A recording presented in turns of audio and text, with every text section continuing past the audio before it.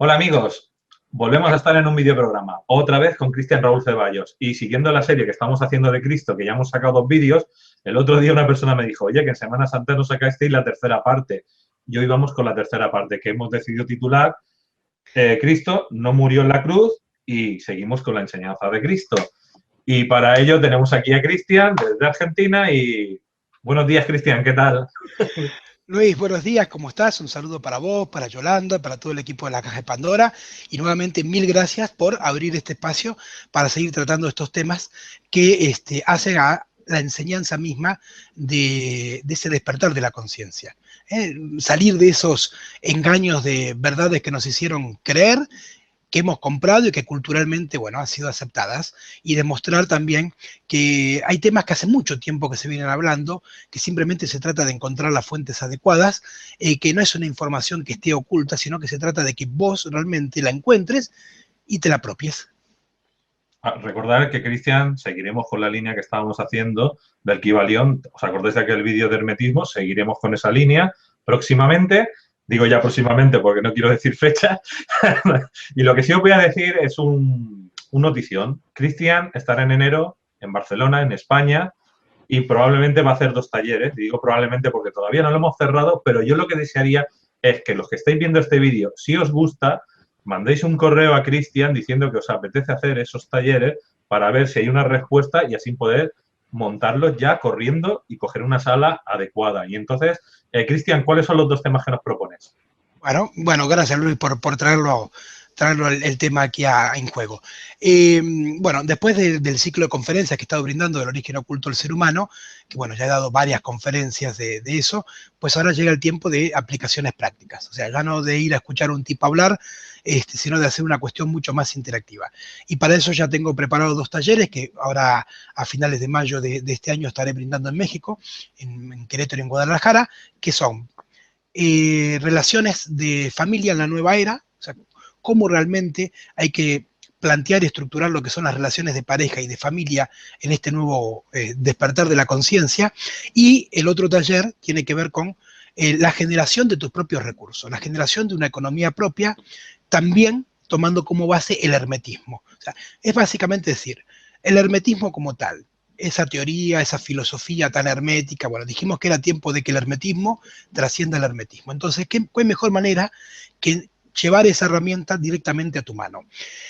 Y lo que proponemos entonces es la visión práctica que tiene el hermetismo de con qué generar una economía propia y con qué sostener una relación de pareja y una familia en estos tiempos del despertar de la conciencia.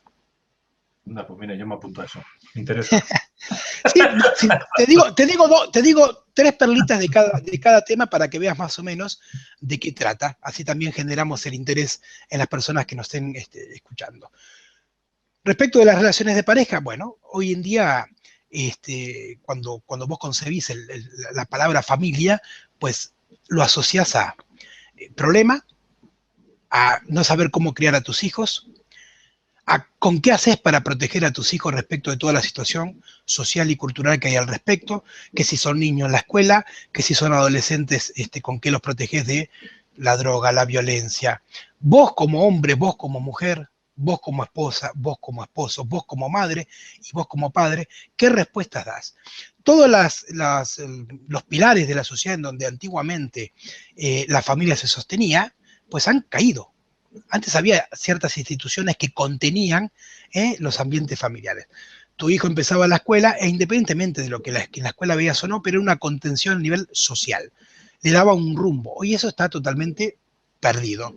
Entonces, ¿qué haces vos para transformarte en el pilar? ¿Cómo haces para transformarte en, primero, el hombre, el esposo y el padre que lleva adelante una familia? ¿Qué haces vos como, primero, mujer, esposa y madre, para llevar adelante también tu familia? ¿Cuál es el rol que le corresponde al hombre y a la mujer dentro de una pareja? Vos fíjate que hoy en día si algo pasa es que los roles están totalmente indiferenciados. Es más, cuando hablas de pareja, hablas de algo lineal, es una pareja. Las relaciones hoy en día están sostenidas, están totalmente intercambiados los roles. Y si están intercambiados los roles, pues también está intercambiada la energía que esos roles representan.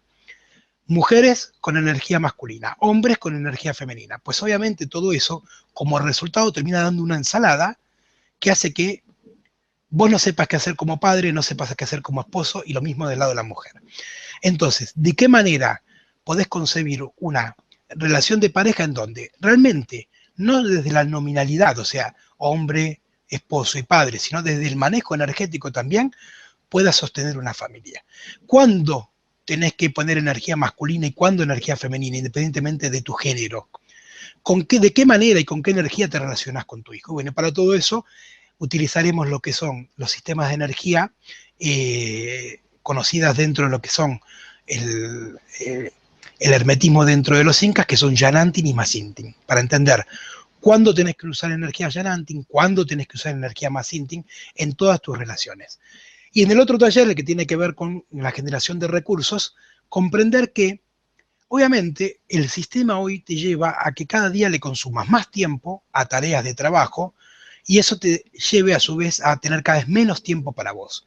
Pero no implica, no hay una relación directa entre mayor inversión de tiempo y mayor ganancia en dinero. Todo lo contrario, cada vez le dedicas más tiempo a trabajar y tenés menos tiempo para vos, para tu familia, y ni hablar de proyectos personales. Entonces, ¿de qué manera transformás esa economía en lo que la palabra misma te dice? Hoy en día se hablan de finanzas por lo general, ¿no? El mundo de las finanzas.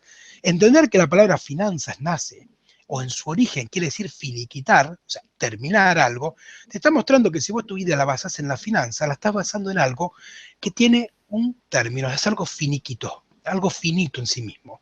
Y que es una palabra que surge de allí, de los principios del capitalismo, en las primeras formaciones de lo que eran, lo que luego se transforman en los bancos, que era, vos tenías oro, se lo dabas a una persona para que te guarde ese oro, esa persona te daba una especie de pagaré que equivalía a cuánto oro tenías guardado, y que por la administración de ese oro esa persona te cobraba un porcentaje. Ese es el inicio de los bancos, el principio de la economía moderna, que obviamente, como ves, a lo que te lleva es simplemente a que cada vez lo que hagas es tener menos y menos recursos y dedicarle más y más tiempo al otro. Porque claro, la economía como palabra, como cuando inició allá por los griegos, quiere decir econo. Y econo quiere decir el que administra sus propios recursos. Como ves, economía y finanzas ya por definición no tienen algo que ver. O sea, que vos puedas generar una economía propia quiere decir que vos seas el administrador de tus recursos, el administrador de tu hogar, como lo dice la palabra. Basándose todo esto en un principio que está totalmente mal entendido, que es el ocio y el ahorro. Hoy por ocio se equivale a vagancia. Vos hablas de que tenés tiempo ocioso y la gente dice, es un vago. Y la palabra ocio quiere decir tiempo libre. Las escuelas iniciáticas de Grecia eran escuelas de ocio, en donde se trabajaban 2 horas, todo lo contrario de ahora, y el resto del tiempo era para el ocio, para dedicártelo vos como un tiempo libre. Y el ahorro, ¿no? Dicen, el ahorro es la base de la fortuna, ¿no? Una famosa frase que figura ahí. Pero la gente cree que ahorro es, gano 10, guardo 2. O sea, el ahorro se toma bajo un concepto de guardar, de quitar sobre lo que tenés. Y eso no es un ahorro, eso es guardar. Ahorrar es tener un proyecto definido al cual vos te dirigís, al cual vos querés lograr, para eso necesitas una cantidad de dinero, y entonces generás recursos extras que te permitan generar más dinero. Y ese extra de dinero que generás es lo que ahorrás, que no es lo mismo que guardar. Como ves de entrada, vamos viendo que ya desde la parte teórica y filosófica de lo que los talleres proponen, es una propuesta totalmente diferente a la que conocemos hoy en día. Muy bien, Cristian. Pues ya sabéis, contacto @ Escuela Ética, y en mayo en México, enero España, Barcelona. Y ya pues apuntaros porque así ya vemos el movimiento que hay, lo que se genera y hasta dónde podemos llegar. Y ahora ya vamos a entrar en faena, que si no nos van a pegar. Y bueno, está el látigo atrás tuyo, aunque no se vea. Aunque no se vea, tengo aquí el aliento. Pues nada, no murió Cristo, no murió en la cruz, o Jesús, como lo quieras decir, y la enseñanza de Cristo, el final, ¿dónde va a parar? Entonces yo te dejo con tu ponencia y luego, como quieras, al final, pues ya te hago las preguntas, si tengo. O te paro por mitad. A ver, como bien lo haces, te lo he dicho una vez, que tus preguntas siempre abren, o sea, no es que cierran, sino que abren. Cada vez que yo diga algo y vos quieras hacer una pregunta, pues adelante. Es así de simple. Para retomar el tema entonces con lo que veníamos hablando en encuentros anteriores, habíamos empezado a ver que hay que aprender a diferenciar al Jesús histórico de el Jesús mítico. Ese Jesús mítico o Cristo mítico, que es el que propone la religión. Un tipo que nace de una madre virgen, que aparecen las señales en el cielo, los reyes magos, que es el Hijo de Dios, que después fundó una iglesia, y en nombre de esa iglesia, bueno, toda la historia de el después de Cristo en adelante, en donde lo único que esa iglesia en nombre de Cristo genera es necesidad y pobreza y guerras. Es lo único que ha generado esa historia mítica de Cristo. Siempre, obviamente, en pos de los interesados de turno. En este caso, los poderes políticos y religiosos. Vimos que entonces había otra cara de Cristo, de Jesús, que no tenía absolutamente algo que ver con esa, que era ese Cristo histórico, en donde nace, al igual que vos, al igual que yo, al igual que cualquier otra persona, de padres normales, que por la situación personal de él como linaje y la situación sociocultural que había en esos momentos en lo que hoy se podría llamarse Palestina, Israel, en toda esa zona, que estaban bajo el yugo rumano, se estaba esperando un Mesías.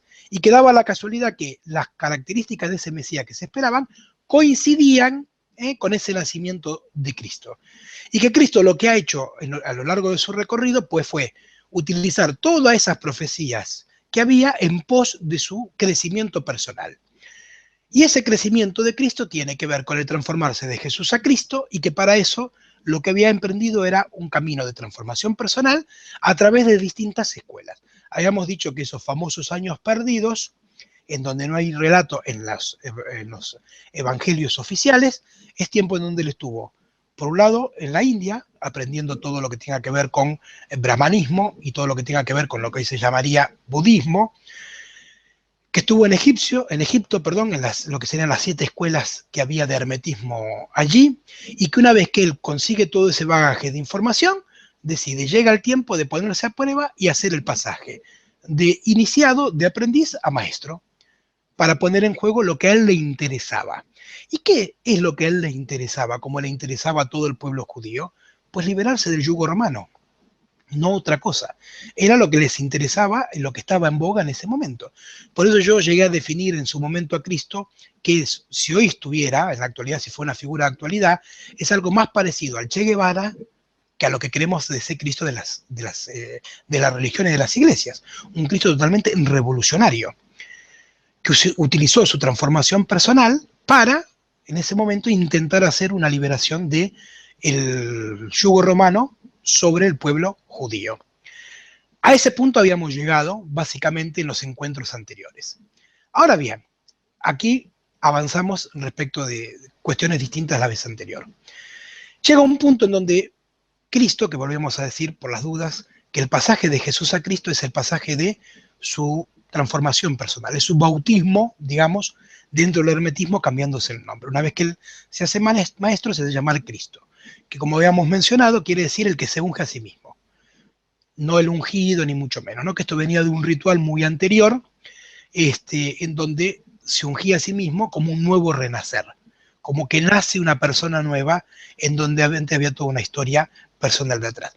Toda esta información que vamos a estar hablando ahora, como la que ya dijimos, la verdad está a disposición en libros como El Enigma Sagrado, está en libros como Jesús vivió y murió en Cachemira. Hay un documental interesantísimo que a lo mejor no es tan conocido en habla hispana porque está solamente en inglés, que es de Michael Ledwith, que dice cómo Jesús se transforma en Cristo, How Become Jesus to Christ, digamos, con mi inglés paisano, digamos, traduciéndolo, en donde cuenta todo esto. O sea, no es, como te decía, no es que es una información que no esté al alcance de la... Hay mucha historia detrás de todo esto. Hay muchas personas que han investigado de esto. Así que puedes ir a las fuentes e encontrarlo. Y lo que pasa cuando Cristo entonces quiere hacer su plan para liberar ese yugo y liberarse él de las profecías, porque recordemos que las profecías que decían del Mesías, él las quiere utilizar para su plan. Y su plan consistía, por un lado, en la liberación del yugo romano, como parte, digamos, podríamos decir casi militar o cuasi militar, pero también de liberarse él de su ser, como todo quien que emprende un camino hermético, liberarse de lo que es. Y las profecías decían que ese Mesías tenía que pasar por una traición, pasar por un juicio, ser muerto y después resucitado. Eran todo lo que él no podía, digamos, dejar de lado de tener en cuenta si realmente quería utilizar esas profecías para liberarse él de todo ese yugo, todo eso que el otro le puso en él, toda esa carga, digamos, transgeneracional, ¿no? Como vos lo ves desde una parte más de su árbol transgeneracional, digamos. Y para eso empieza a ardir un plan. Y el plan que él empieza a poner en juego, podríamos decir que su punto de inicio tiene que ver con lo que se conoce como la última cena, en donde por primera vez él dice que alguien lo va a traicionar y que él va a morir, y que entonces resucitará. Y ahí viene todo lo que pasa entonces en la última cena, con lo que pasa con Judas, que habíamos dicho que es muy simple tratar de entender, simplemente siguiendo un poco de lógica, inclusive hasta en los evangelios tradicionales, ver las relaciones familiares o no que había entre los discípulos. Habíamos llegado en aquel video a ver que Judas en realidad era primo de Cristo, era familiar, como dice el evangelio de Tomás, esto es un evangelio apócrifo. Cristo en realidad le dice a Judas lo que tiene que hacer, o sea, no es que Judas lo traiciona, sino que Cristo lo invita a que lo traicione como parte de su ardid. Hemos visto que Tomás, ese famoso Tomás, en realidad ese Tomás el Dídimo, era no más que el hermano gemelo de Jesús, de Cristo tiene un hermano gemelo. Todo esto lo puedes ver siguiendo un poco de lógica en los evangelios tradicionales. Y menciono esto porque es importante entenderlo para todo lo que viene. Lo atrapan a Cristo en el huerto de Getsemaní, después de esa traición donde viene Judas y le tiene que dar un beso. Ahí decíamos, ¿qué necesidad hay de que alguien venga y le dé un beso para reconocerlo? Si Cristo era una figura pública, ¿por qué le tenían que dar un beso? ¿Cuál era el motivo detrás de eso? Si no es que había dos personas muy parecidas y entonces alguien muy cercano al ambiente de él, pues que tenía las características para reconocerlo, lo puede hacer. Entonces, ¿qué necesidad había de que alguien de su círculo cercano tenga que venir a darle un beso para reconocer quién era Cristo, cuando este era una figura pública que hasta hace pocos días atrás, por ejemplo, había ingresado, según la Biblia, había ingresado montado en un burro y todo el pueblo lo estaba recibiendo? Es decir, que era conocido, no era una persona que no podía identificar su rostro.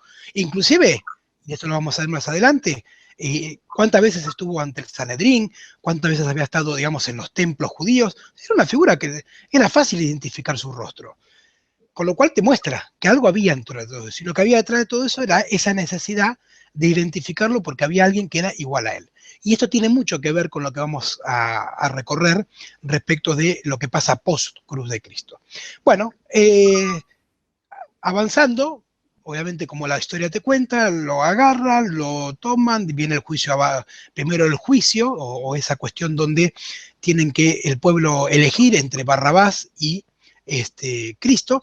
De Barrabás también en algún momento habíamos dicho algo, que ese Barrabás que aparece en los textos, en los evangelios, pues no es un ladrón, como dicen ahí, sino que habíamos visto que la palabra Barrabí quería decir hijo del rabí.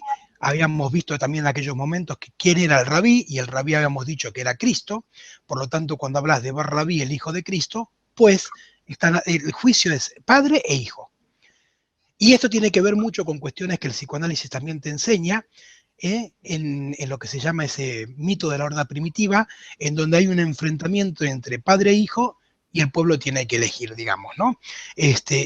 O dentro de lo que sería la cuestión edípica, el momento en donde el padre le tiene que traspasar el falo al hijo para hacer la conclusión de lo que es Edipo.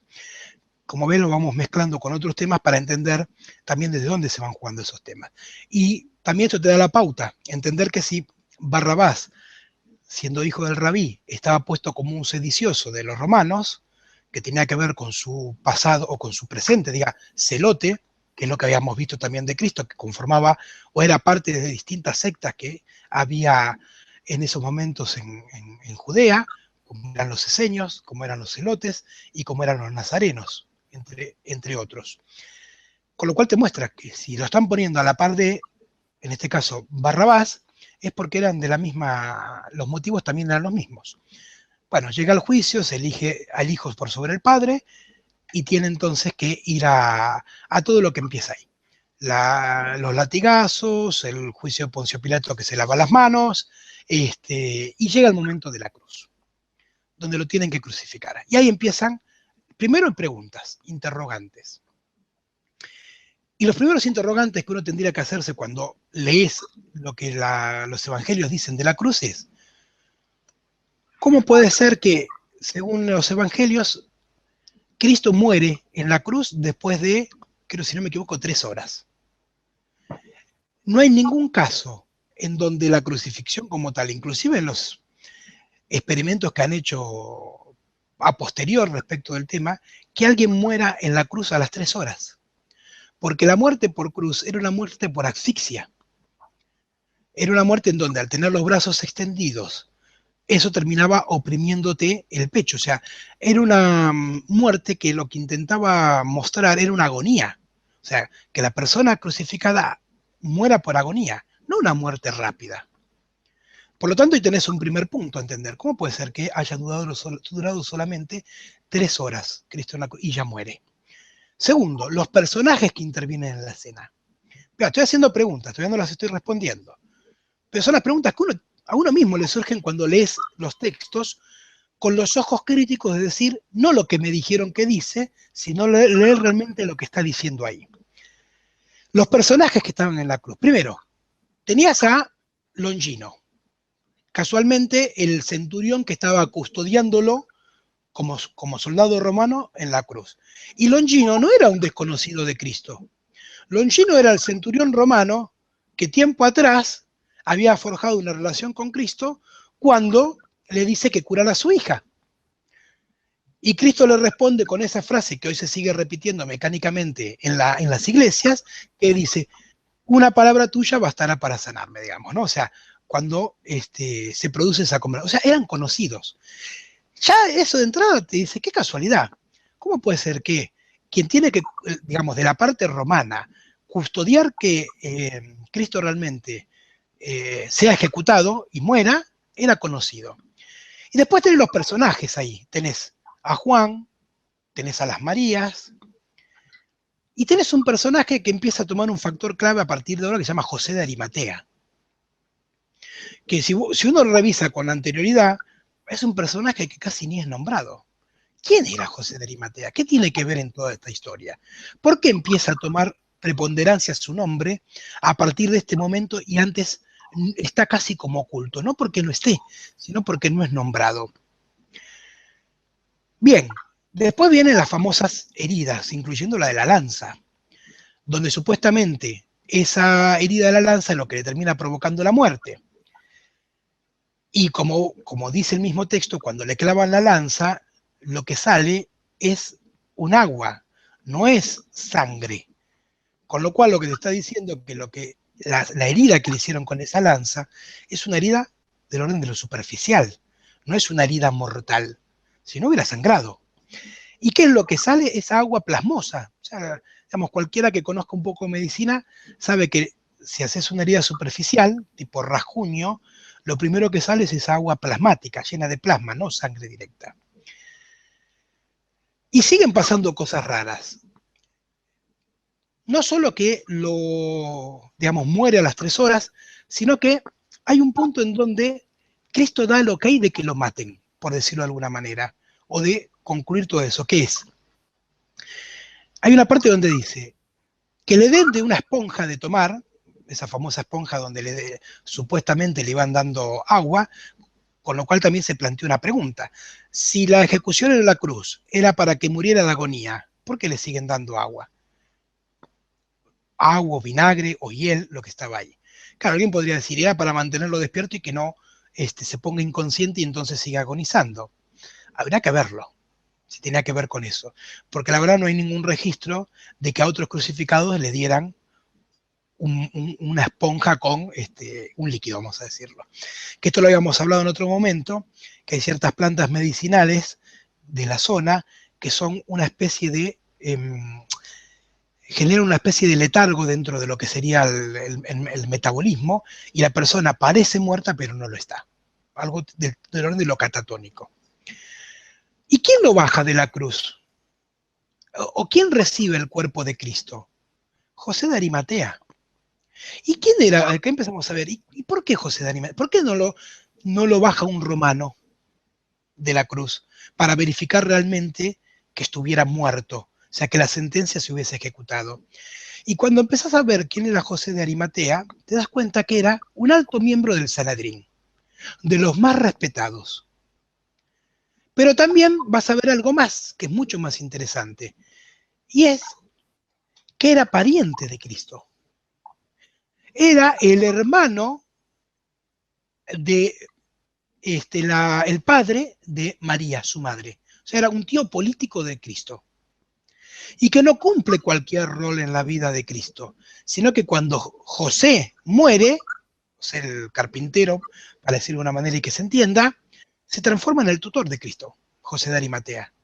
Se transforma en el tutor, en su padre terrenal, por así decirlo. Como vemos, entonces, una alta figura del Sanedrín de repente toma contacto con Cristo. O sea, sería bastante factible entonces interpretar y pensar que Jesús tenía contactos con el Sanedrín. Si no, pues, ¿qué hacía su tío político en todo eso? Eso también te da la pauta de por qué José de Arimatea tiene la posibilidad de bajar el cuerpo. Porque tenía influencias para poder hacerlo. Tenía un cargo político y religioso, sacerdotal, en donde tenía el permiso para bajar eso, el cuerpo. Y acá viene otra cuestión muy interesante. ¿A dónde lleva el cuerpo José de Arimatea? No lo lleva a una fosa común y no lo lleva a una tumba del cementerio, por decirlo así. Lo lleva a un panteón personal que tenía en su casa. ¿Y por qué entonces José de Arimatea tiene el permiso y puede además llevar el cuerpo de Cristo a su finca, a su casa y con una tumba especial? Digo, son cosas que no empiezan a cuajar dentro de la historia que se podría esperar. Y no solamente eso, sino que después empiezan a haber más cuestiones. Por ejemplo, todo eso que dicen que forma parte de la limpieza del cuerpo de Cristo, ¿no? Que dicen que llevaban kilos y kilos de aloe, ¿no? de mirra, todas cuestiones para limpiar el cuerpo. Pero si vos analizás un poco qué es el aloe y qué es la mirra, no son elementos solamente para untar, son elementos curativos. El aloe y la mirra son elementos de sanación. Y después, ¿por qué en tanta cantidad? ¿Qué hacían falta 50 kilos de mirra y aloe para embadurnar un cuerpo de un muerto? Hay otro, voy tirando datos, digamos, ¿no? Como poniendo piezas del rompecabezas para después ver cómo se arma solito. Hay otro dato interesante, que lo dice el mismo Cristo, que dice que él va a morir bajo la marca de Jonás. Lo dice en los textos. Entonces la pregunta dice, ¿cuál es la marca de Jonás? Y la marca de Jonás es ese personaje famoso conocido por la leyenda de la ballena, Jonás y la ballena. Y la pregunta es, ¿Jonás muere? Jonás no muere en la ballena, ¿eh? La ballena se traga a Jonás, supuestamente lo lleva al cielo, pero él vuelve.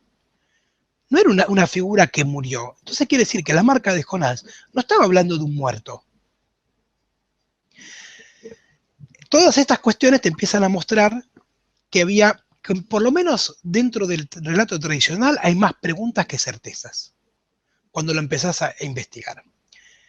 Bien, sigamos.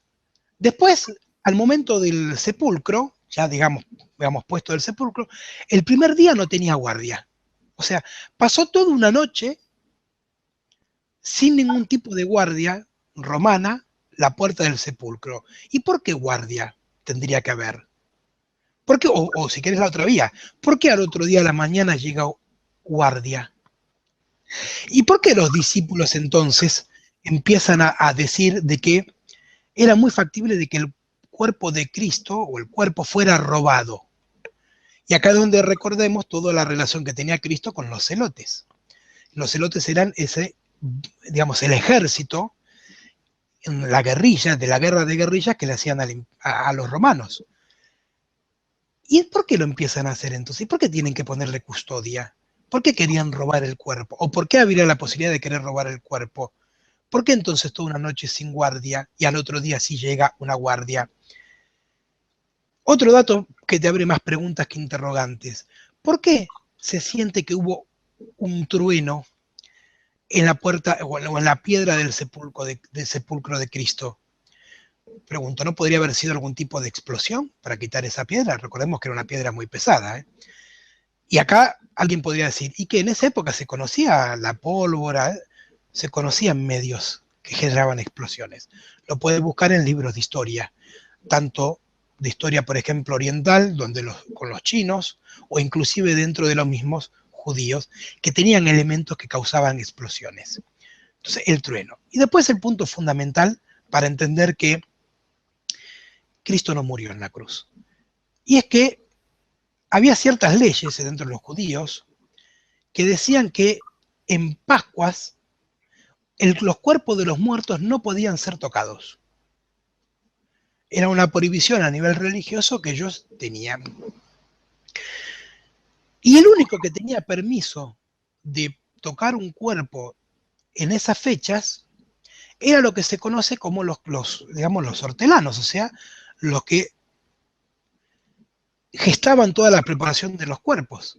Y no olvidemos que hay un hortelano, una figura, la presencia del hortelano en esa situación, y es cuando llega María Magdalena al huerto donde estaba el sepulcro de Cristo y ve a un hortelano y le pregunta, ¿no sabes qué ha pasado con, ya estaba la piedra corrida, ¿no sabes qué ha pasado con esa persona que estaba ahí? Y el hortelano le responde, no busques a los muertos en el reino de los vivos. Se va María y cuando se queda recapacitando se da cuenta que en realidad ese hortelano era Cristo. Pero hay un factor fundamental. Para poder, digamos, diferenciar a nivel social quién podía cumplir ciertas funciones o no, los hortelanos no tenían barba. A diferencia de todos las otras, había ciertas profesiones que para identificarse de que eran tal profesión, tenían características. Y los hortelanos en particular se afeitaban la barba, cosa que dentro de los judíos ortodoxos era impensado, era una obligación tener barba, digamos.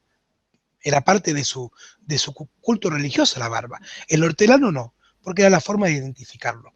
Con lo cual, ahí te empieza a mostrar algo. ¿Era Cristo el que estaba ahí?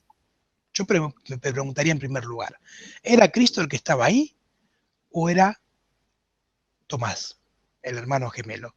Porque acá, digamos, si Cristo había pasado por todo el flagelo de la cruz, que eso no es algo que no haya pasado, o sea, ahí tenés la famosa sábana de Turín, que es un elemento fundamental también en todo esto, donde siempre parece, es verdad, es mentira, es científicamente comprobado, la prueba del carbono 14, la iglesia que durante un tiempo dice que es real, después la ciencia dice que no, después la ciencia dice que sí y la iglesia dice que no.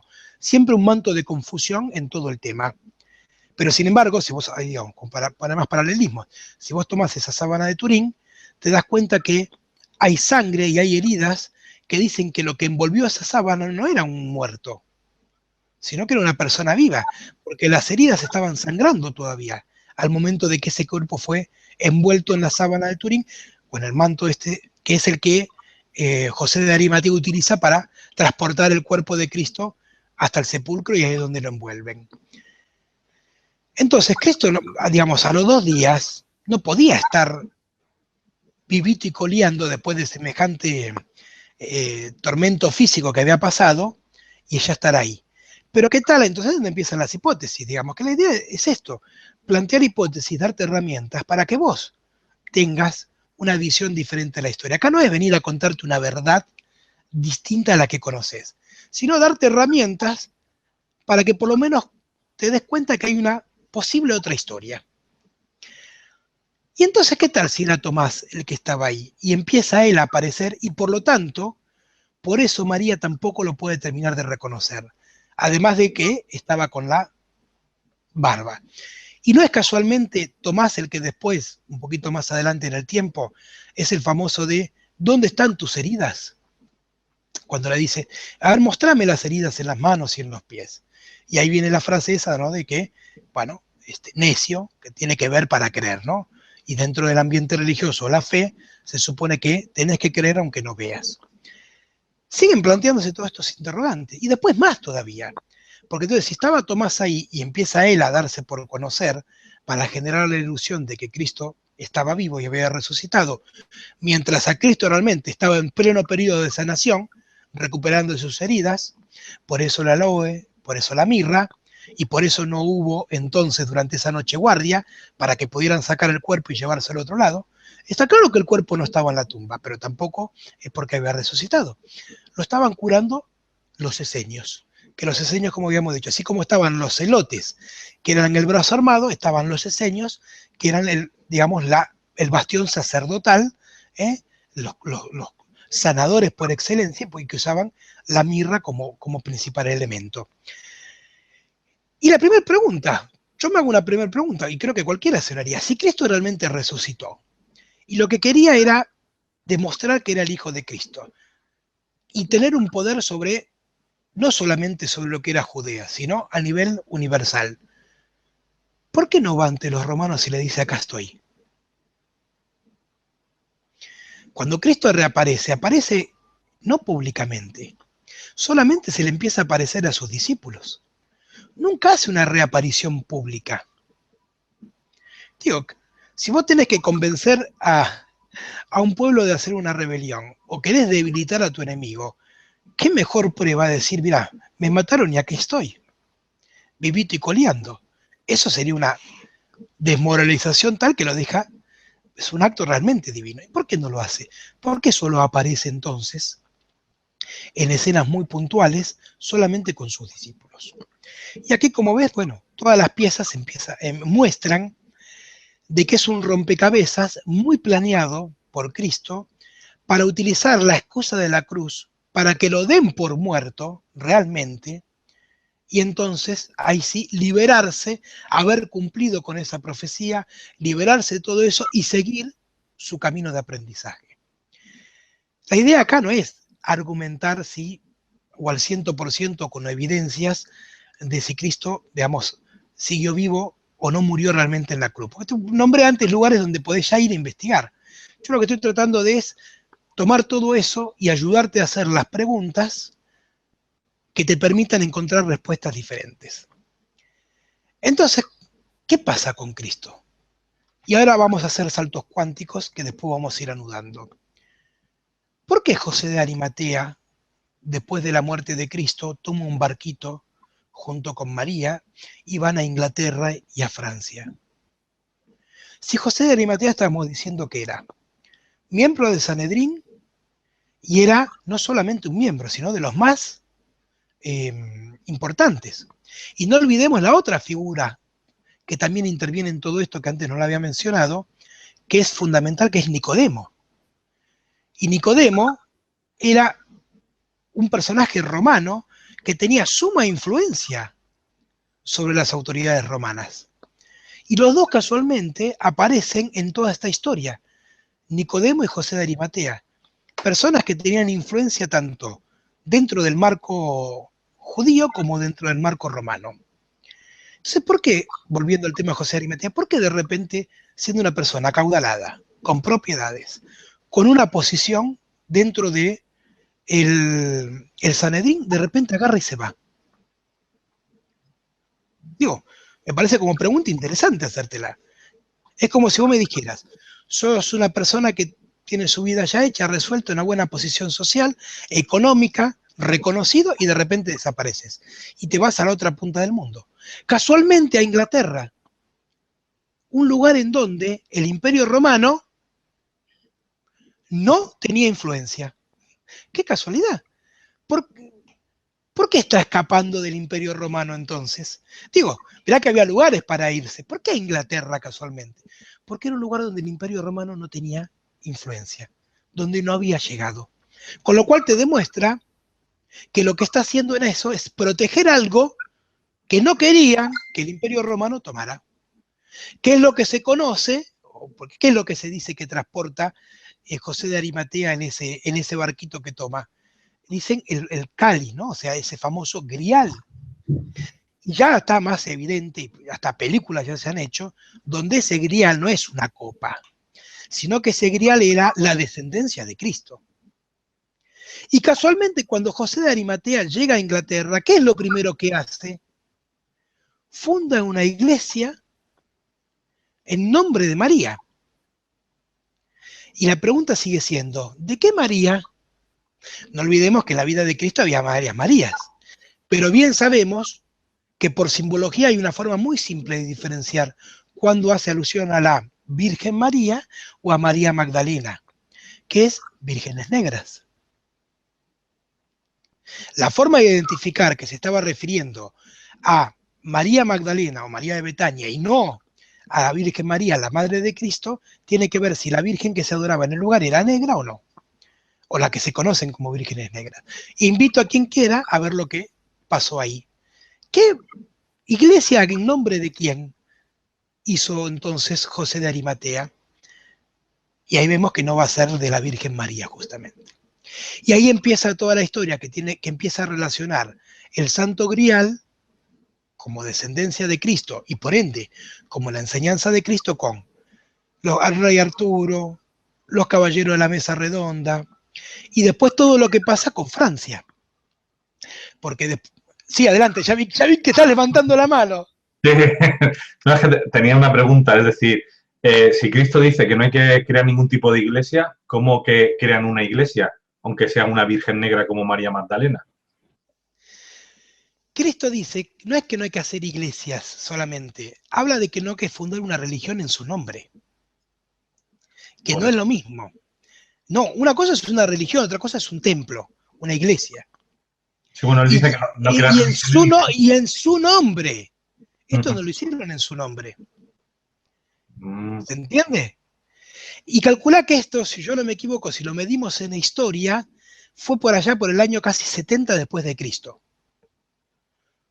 O sea, cuando ya había transcurrido, o sea, lo de la iglesia en sí misma, cuando ya había transcurrido un tiempo desde que estaban en Inglaterra. Ya habían pasado, según la historia oficial, casi 30 años de que había pasado eso. 30 Con lo años. cual, ya había pasado, sí. Con 30 años un tío político se podía haber muerto en esa época. Podía. Pues claro, ese es otro tema que quizás habría que investigar. Y luego, para mí, el mito que tú has dicho, has hablado ahora del norte de Francia, ¿no? De la Bretaña. El mito para mí empieza en Francia, en el norte de Francia. Y los esenios es verdad que sí que están en Francia, pero también están en Inglaterra. Porque hacen una escala en Francia para luego llegar a Inglaterra. Por eso, lo que se conoce dentro de lo que sería el culto del Santo Grial o de la Virgen Negra en Francia, está en un puerto. No está en una zona, digamos, en una ciudad del interior, sino en un puerto. Y ahí es donde quedan los contactos armados, o sea, los contactos hechos para que luego la historia siga ahí. Porque había una persecución. Por eso estamos diciendo que tiene que ir a Inglaterra, un lugar donde el Imperio Romano no tenía influencia. Porque empieza a haber una persecución de todo el legado que Cristo había hecho, que tenía que ver con la enseñanza de él, ¿por parte de quién? ¿Del Imperio Romano? No solamente, sino de aquellos que ya querían empezar a armar de lo que Cristo había hecho una religión. Pues no te olvides que ya para aquella época se empezaba a gestar todo un movimiento sectario respecto de lo que se conoce como el cristianismo primitivo, que era lo que hoy se podría conocer como gnosis, el movimiento gnóstico, que está mucho más relacionado a la verdadera historia, a la verdadera enseñanza de Cristo, que es la que podemos ver, si queremos tomar un contacto mucho más directo, a través del Evangelio apócrifo de Tomás, donde Cristo y Tomás hablaban de una manera muy distinta. Es más, Cristo le dice a Tomás que a él le habla como no le puede hablar, o lo que le dice a Tomás es lo que no le puede decir a otros. Se vos lees el Evangelio Apócrifo de Tomás y empezás a ver toda una cuestión, toda una serie de cosas que ya no sabes si estás leyendo el Kybalión, si estás leyendo los Vedas o si estás leyendo textos antiguos egipcios. Porque ahí queda demostrada la enseñanza que Cristo realmente seguía, que era una enseñanza hermética. Entonces empieza a haber una persecución y Cristo no va. O sea, vos decís, ¿y por qué Cristo? A ver, ¿qué mejor que Cristo fuera dentro de ese bote, dentro de ese barquito, y también huyera a otro lugar? ¿Por qué Cristo no huye ahí? Porque a él lo estaban persiguiendo.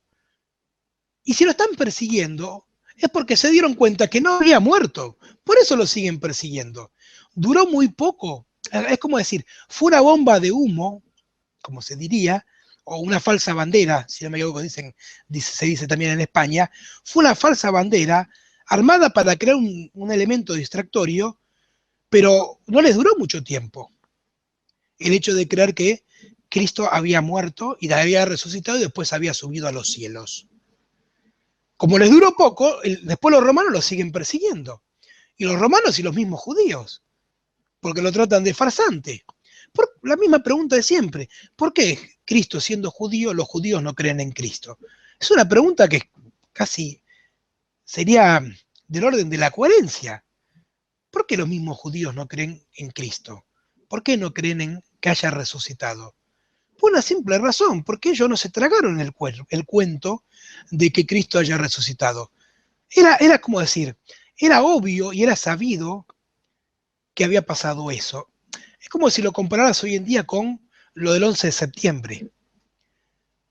Todos conocen la historia oficial, pero todos también sabemos lo que pasó, digamos, aunque se intente sostener otra historia. Lo mismo pasó en esa época con esa situación. Cuando realmente se dan cuenta que Cristo no había muerto, sino que seguía vivo, y que había sido una falsa bandera, pues empiezan otra vez las persecuciones. Y ahí es donde Cristo tiene que, en esa famosa regresar al cielo, desaparece. Y ya son muy pocos los contactos que empieza a ver. Y ahí viene la gran pregunta, ¿y a dónde va Cristo entonces? Si no va con su grial, o sea, su descendencia, con María y con José de Arimatea. Va al mismo lugar en donde aprendió, donde empezó su recorrido. Por eso hay un libro que está interesantísimo para que lo quiera leer, que se llama Cristo vivió y murió en Cachemira. Y casualmente, ¿cómo podríamos decir que Cristo fue a Cachemira? ¿Qué elementos tendríamos para decir eso? Y el mejor elemento para eso son unos textos que se conocen como los del sabio Isa. Isa es un sabio que aparece en Cachemira, casualmente a nivel temporal luego de la muerte de Cristo. Cuando vos lees su mensaje, te das cuenta que es el mismo mensaje que Cristo transmitía, el Cristo histórico, no el Cristo mítico, el religioso. Y además, Isa es una manera de decir Jesús. Isa, Jesús, Jesús, son todas maneras de nombrarlo de distintos nombres, de acuerdo a la zona. Y todo lo que hace Cristo después de la cruz, lo puedes encontrar ya no en la Biblia. Busca los textos del sabio Isa. Y ahí vas a enterarte que Cristo vuelve a Cachemira, después de haber... ¿Qué era lo que quería él? Él quería liberarse de su historia, porque tenía mucho, vuelvo a decir, toda esa carga transgeneracional, toda esa carga de Él es el Salvador, Él es el Mesías, y tenía que cumplir con todo eso para poder liberarse. ¿Qué es lo que el camino del hermetismo te enseña? No dice que tenés que, de tu historia personal, desatenderla, sino que tenés que darle una respuesta y liberarte. Y la manera que Cristo encontró de darle respuesta a su historia personal para liberarse de todo eso, fue todo esto que culminó en su muerte y resurrección y su vida al cielo. Listo, ya está. Y por eso es que, salvo en la Biblia, a nivel histórico de Cristo o de Jesús, no hay ninguna otra mención.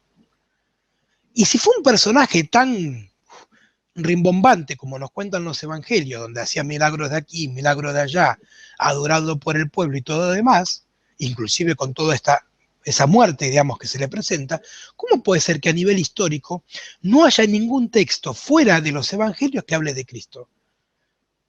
Tendría que haber textos de historiadores, digamos, en primer lugar, que eran los que se encargaban de hacer todo el detalle de lo que sucedía. ¿Por qué no hablan de él? A lo mejor porque no había tanta cosa que hablar, o porque no es tan así como nos hicieron creer que tenía que ver su historia. Vuelvo a decir, son todos interrogantes que uno tiene que empezar a hacerse cuando lees lo que te dijeron de lo que realmente dicen esos textos. Entonces, ahí empieza la otra historia, que llega hasta nuestros días. Jesús va a Cachemira, sigue con su mensaje, liberado, ya no es el Cristo, ahora es Isa. Otro cambio de nombre, tercer cambio de nombre, que muestra las distintas etapas en su trabajo de transformación personal que él tiene. Y ahí la historia que sigue ya no es con Cristo. Ahí la historia que sigue es con su descendencia. Que me parece que por cuestiones de tiempo queda para otro video, pero te voy a meter algunas apostillas. Muy bien. Voy a meter algunas apostillas. Santo Grial, entonces. Las vírgenes negras. Todo lo que tiene que ver con la ruta que hoy se conoce, ¿no?, como de Bretaña, en donde supuestamente está Cristo, y bueno, todo lo que pasó con René Le Chateau y el poder que tenía sobre el Papa, bueno, todo lo que pasó ahí, digamos, ¿no? Pero más datos interesantes. Lo que pasó con Da Vinci, ¿qué tiene que ver Da Vinci en la historia ahora digo la historia de Cristo, no Cristo, sino la historia. ¿Qué tiene que ver Da Vinci y Colón? Dos personajes importantes dentro de la historia de la humanidad, pero que jamás se los relaciona con Cristo. Y sin embargo son claves dentro de la historia de Cristo. Y como desembocante, ¿qué tiene que ver toda esa historia con las profecías actuales que hay de esa segunda venida de Cristo? Pero bueno, todo eso lo anotamos para un próximo encuentro. Y pues bueno, si hay alguna pregunta o algo que quieras hacer, adelante. No, yo lo veo bien. Parte 4. quiero saber lo de Colón. Lo único que voy a decir de Colón, como dato, digamos, como dato para que te generes interés, es, primero, Colón era de tu tierra. Sí, sí. O sea, si hablamos de Barcelona, estamos hablando de que, digo, vos de geografía sabés mucho más. En aquellos tiempos, Barcelona y la parte sur de Francia eran una misma tierra. No eran tierras distintas. No, era o sea, todo lo que es el sur de Francia y Cataluña era la Cataluña Norte, que entonces era el condado de Barcelona, reinado de Aragón. Para nada pertenecía a Francia ni al rey francés. De hecho, es la parte cátara, esenia, auténtica de aquí. Pues la gente dice los esenios, los cátaros, el sur de Francia y toda Cataluña, bajando hasta Tarragona, hasta Tortosa y pasando por Montserrat, era cátara, era templaria y también estuvieron los esenios. Porque el recorrido de Santiago pasa por Cataluña también, que es el recorrido antiguo esenio, que está antes de la época de los druidas. Entonces todo está ahí, todo está. La pregunta sigue siendo, ¿y por qué hay un recorrido que tiene que ver con el Grial, con los cátaros, con los cruzados, bueno, toda esa historia que se juega ahí? Si no es porque algo pasó. Hombre, yo creo que esa ruta es anterior a la época de Cristo. O sea, esa ruta viene de las épocas más antiguas de la humanidad. O sea, pasa que vamos a decir, cada gobernante que ha habido en esa época, pues se le ha atribuido algo para ellos, pero era una ruta que se hacía antiguamente y yo creo que la empezaron a hacer antes que los esenios otras razas. Y tomando lo que vos decís, y te digo, ¿y qué casualidad que justo van ahí entonces? Algo hay. Digo, entonces, tomando lo que vos me decís, ¿por qué van ahí? Yo puedo dar un dato que a lo mejor, bueno, contigo no lo he dado, con otras personas puede, es en la parte de España, que es vamos a decir, los yacimientos neandertales son los más grandes que hay, es donde quizás el hombre, el Homo sapiens y el neandertal se mezcla, porque hoy en día ya se ha demostrado científicamente que tenemos parte de neandertal y parte de Homo sapiens, el hombre blanco que vive aquí. Entonces, si genetistas nos cruzaron o nos crucemos solos, no se sabe. Algo hubo aquí que empezó en España, no empezó en Egipto ni empezó en Sumeria, empezó aquí. Entonces habría que ver que la historia... Tendrían que ver la historia oculta de la humanidad y la relación con Prometeo y con Lucifer y entender a lo mejor todo eso, digamos, ¿no? Pero bien. Ese es otro vídeo que me tienes que dar, lo de Lucifer, Satán y eso, Aún me acuerdo, Cuando gustes, hacemos un video para hablar de lo que no se habló en la conferencia, vale. que es la relación de Lucifer con tierra hueca y círculos de la cosecha. Perfecto. Digamos, que es la parte que dentro del marco de las conferencias no he abordado. Pero bueno, para cerrar entonces el tema, ¿por qué Colón casualmente es entonces de una zona donde no es donde nos dijeron que era, o sea, no era ni judío, ni de Génova, o sea, no era italiano? ¿Por qué de Barcelona casualmente? Un dato que es oculto. Digo, uno lo conoce por manejar cierta información, pero no es un dato abierto. ¿Y qué fue a hacer América? Realmente Colón no sabía, digo, un gran navegante, realmente su idea era probar que la Tierra era redonda, o eso no es más que una falsa bandera. Y lo que estaba haciendo era buscar algo más que tiene que ver con lo que en Barcelona y en esa tierra y con, digamos, una ruta ahí. Realmente no sabía lo que estaba haciendo. Yo puedo decir otro dato, que las vírgenes negras que hay en América tienen la palabra Montserrat, de la montaña de Montserrat. La Virgen de Guadalupe, sin ir más lejos. Sí, exactamente. Y son réplicas de la Virgen de Montserrat de aquí de Barcelona. Porque en aquella época no existía como ahora se lleva aquí en España la Virgen del Pilar. No, en toda América lo que se lleva era la Virgen de Montserrat. Y el conocimiento oculto siempre se trajo. Lo que sí que es verdad que los reyes católicos, por ejemplo, no permitieron a los catalanes que fueran a América. O sea, es decir, iban los españoles, los vascos, los extremeños, los andaluces, los madrileños, pero los catalanes no se les permitía ir allí, solamente en el Mediterráneo. Por lo cual te da muestra de por qué Colón nunca pudo decir que era catalán. Ahí está. Digo, como ves, no es tan difícil. Como ves, la historia se trata de ir tomando piezas sueltas de un rompecabezas, pero cuando vas teniendo un hilo conductor es fácil de armarlo. Lo que pasa es que en lo cotidiano no estamos acostumbrados a hacer este trabajo, porque es mucho más cómodo que venga otro y te diga lo que hacer, lo que creer, lo que dice tal cosa, lo que dice la otra. Es mucho más cómodo que empezar a hilvanar historias y de repente decir, los reyes católicos no dejaban viajar a los catalanes. Entonces, digo, al menos como hipótesis, te da la muestra de que Colón no podía decir que era catalán, si no podía viajar. Ya de entrada. Y entonces tiene que armar toda una historia en donde casualmente su origen queda ahí, siempre entre las nubes, ¿no? No sabía si era de aquí, si era de allá o si era de otro lado. Y eso que decir de las vírgenes negras, digo, México es un ejemplo, con la misma patrona, por decirlo así, de México, que es la Virgen Guadalupe. Pero vas a Perú y también las vírgenes son negras. Pues el otro polo, digamos, ¿no? Mayas, aztecas, incas. Entonces, bueno, como ves, seguimos tirando preguntas con la intención de generar interés. Y vuelvo a decir, acá, mi intención es venir y darte herramientas para que tengas otras opciones de entender la historia. No a venir a decirte esto que digo yo es verdad. Porque estamos hablando de mitos. Si estamos hablando de mitos, estamos hablando de verdades que podés tomar o no, o que te pueden servir una parte sí y otra parte no. Porque quien se quiera empoderar de la verdad y se nombre Dios de esa verdad, pues la verdad, la historia misma te dice qué pasa. Cuando alguien se pronuncia Dios en la tierra, siempre termina crucificado.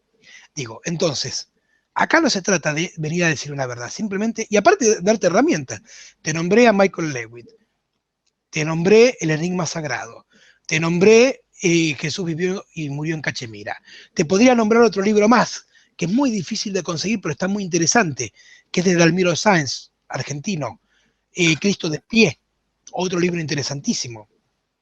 Salvando las distancias, los libros de Dan Brown, aunque, como dice, están en juicio por supuestamente están tomados de el enigma sagrado.